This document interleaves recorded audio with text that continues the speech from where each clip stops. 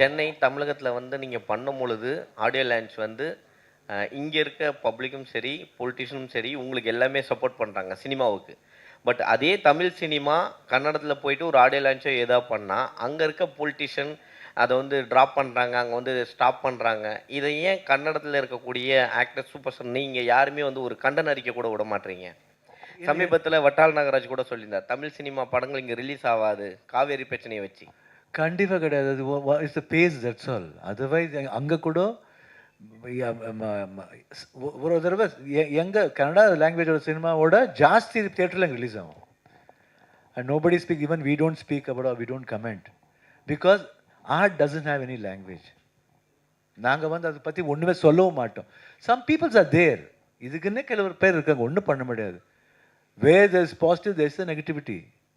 So அதை வந்து negativity வந்து காதில் கேட்கணும், அது விட்டுணும், அவ்வளோதான். படம் போயிட்டுருக்கு, அது பார்த்துட்டு போயிட்டுருக்கணும், அவ்வளோதான். காவேரி பிரச்சனை இங்க தொடர்ந்து நடந்துகிட்டே தான் இருக்கு. அது நோபடி கருத்து என்னவா இருக்கு? இல்ல அது see it's not in our hand. See it's not, அது வந்து see it's all see இல்ல அது எங்க கையில இல்லைங்க, பார்க்கணும். see it all depends on how both the politician will gel and brings a proper இஷ்யூக்கு வந்து அவங்க தான் எடுத்து வர தவிர நாங்கள் எடுத்து வர முடியாதுங்க. நாங்கள் எடுத்து வர முடியாது, இல்லை people general peoples cannot do. Jailer 2ல நீங்கள் இருக்கீங்களா? ஏன்னா முதல் பாட்டிலே உங்கள் ஓப்பனிங் இதெல்லாம் அவ்வளோ ரசித்தோம், அவ்வளோ சந்தோஷமாக இருந்தது. அதை பற்றி சொன்னீங்கன்னா நல்லாயிருக்கும். இருக்கேன் சார். அப்புறம் இன்னொன்று, உங்களுக்கு ஹெல்த் இஷ்யூ வரும்போது ரஜினி சார் பேசினாங்களே, ஏன்னா ராஜ்குமார் சார் காலத்துலேருந்தே உங்கள் ஃபேமிலியும் அவங்களும் ரொம்ப அன்பு. எப்படி பேசினாங்க, என்ன என்கரேஜ் என்ன சொன்னாங்க? இல்லை பேசுறதோட I think he not wanted, because அவருக்கு என்ன அந்த மாதிரி இதில் பார்க்க முடியாது. எப்பயும் சொல்லுவார், உங்களை பார்க்கும்போதெல்லாம் ஆக்டிவ் தான் அனுப்புகிறோம்.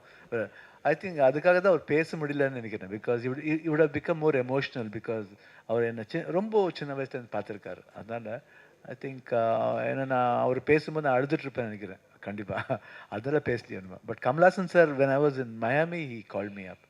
After the surgery was over, he called me up, and that was really touching, because my favorite hero calling in US. I was like, எனக்கு தெரியாது நீங்கள் இங்கே வந்திருக்கீங்கன்னு, but somebody told that you are this one, and இந்த மாதிரி எல்லாம் சரியா, no problems. Now I am cancer free, I am very happy now. And he said, you know how I am now hearing this news, I am really very overwhelmed, and tears are there in my eyes and so on. I can never forget that word. That will be always ringing in my ears, and it will be always in my heart. Sir Sivaraj sir, அதனால தான் Rajini sir உங்கள் family மேலே அவ்வளோ affection ஆனவர். ஆனால் நீங்கள் இப்படி ஓப்பனாக மேடையில் எனக்கு அமிதாப்பையும் கமலையும் தான் பிடிக்கும் அப்படின்றீங்க. எங்களுக்கெல்லாம் பிடிச்ச ரஜினியை நீங்கள் சொல்லலை. ரஜினி சார் பிடிக்குது வேறு மாதிரி. As an because I should be very very truthful, because Rajini sir acting வேறு ஸ்டைல். பட் எனக்கு வந்து இன்ஸ்பிரேஷனாக சொல்லும்போது கமல்ஹாசன் அண்ட் அமிதாப் பச்சன் தான். எங்கள் அப்பாவே நான் சொல்லிருக்கலாம், ஏன்னா is my father, is there in me. But when I say Amitabh Bachchan and Kamal Haasan போது நீங்கள் புரிஞ்சுக்கணும், பிகாஸ் எனக்கு ஆட்டிடியூட் பிடிச்சது. அமிதாப் பச்சனோட ஆட்டிடியூட் பிடிச்சது. கமல்ஹாசன்னா அழகன். ஒரு நான் பொண்ணாக இருந்தால் நிஜமாக கல்யாணம் பண்ணிருப்பேன். நானே சர்டிஃபிகேட் தூக்கி போயிட்டுருப்பேன். நான் இந்த மாதிரி ஐ set in many stages, sir நான் பொண்ணாக பிறந்திருந்தா கண்டிப்பாக உங்களுக்கு எப்பயோ ரைட் பண்ணிட்டுருப்பேன். ஒன்ஸ் நான் இங்கே வீட்டுக்கு வரும்போது அவரை பார்த்துட்டே இருந்தேன். அப்பாவை கேட்டார், யார்? என் பையன் தான். வாங்க, ஒரு தடவை உங்களை கட்டி பிடிக்கலமான்னு கேட்டேன். கட்டி பிடிக்காம ஹி ஹக் மீ. 3 days நான் குளிக்கவே இல்லை. Because I wanted is aura on me, I wanted is smell on me. அந்த மாதிரி ரசிக்கிறேன். First day first show I use to go. We use to call up from the house saying Rajkumar ஃபேமிலிக்கு 10 ticket வேணுங்கன்னு சொல்லிட்டு first show பார்ப்பேன். First show பார்க்கணும், திருப்பி பார்க்கவே முடியாது இந்த படம். ஃபர்ஸ்ட் ஷோ பார்த்து தான் ஆகணும். I was just like a fan boy for him. Sir அதே மாதிரி இந்த படம் ஆக்சுவலாக இந்த கன்னடம் தெலுங்கு படங்கள்லாம் வந்து ப்ரொமோஷன் வரீங்க, ப்ரெஷ் ஷோ போடுறதே இல்லை எங்களுக்கு. இவ்வளோ பெரிய பட்ஜெட்டில் பண்ணுறீங்க, பேன் இந்தியா, அது இந்தியன் மூவின்றீங்க. ரெண்டாவது நம்ம மதம் சம்மந்தப்பட்ட விஷயங்களும் இருக்கும்போது இருக்குது. இந்த படமாவது ப்ரெஷ் ஷோ போடுங்க.